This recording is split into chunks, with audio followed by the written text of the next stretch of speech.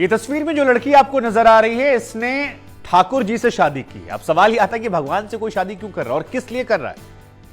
हम आपको ऐसे बता दें कि लड़की काफी पढ़ी लिखी है। जयपुर की रहने वाली पूजा सिंह शेखावत जो है पॉलिटिकल साइंस में एमए कर चुकी हैं और फिलहाल इनकी तस्वीरें सोशल मीडिया पर बहुत वायरल हो रही क्योंकि इन्होंने भगवान से शादी की है, ठाकुर जी से शादी की है। सारी रस्में निभाई गई पूरी तरह से, हल्दी मेहंदी बाकी जितने भी कार्यक्रम होते थे वो सारे कार्यक्रमों को करते हुए ठाकुर जी से विवाह किया और ठाकुर जी को हालांकि अपने घर लेकर आई, खुद वहां नहीं गई।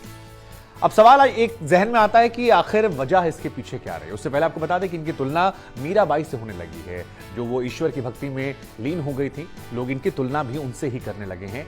यहां पर भी परंपरा वैसे ही निभाई गई।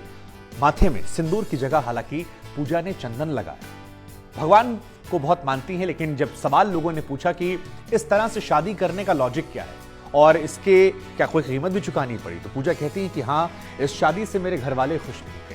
मैंने बड़ी कोशिश की मनाने की, समझाने की, लेकिन मेरे पिताजी इस शादी में नहीं आए। उन्हें लगा कि मैं कुछ गलत कर रही हूं, लेकिन मैंने धार्मिक पंडितों से समझा जाना और ये समझ में आया कि ठाकुर जी अगर तुलसी जी से विवाह कर सकते हैं तो ये विवाह मेरे लिए भी मान्य होगा।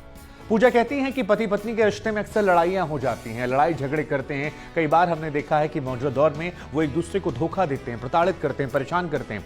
मैं समाज के इन बंधनों में बंधना नहीं चाहती थी। मैं अपने ठाकुर जी की भक्ति में लीन रहना चाहती थी और क्योंकि मेरे परिवार ने मुझ पर यह दबाव बनाया था कि आपको शादी करनी ही है, तो मुझे लगा जब करनी ही है तो क्यों ना मैं जीवन उसको समर्पित करूं जिसकी भक्ति में मैं लीन हूं। और इसी वजह से पूजा ने शादी ठाकुर जी से कर ली।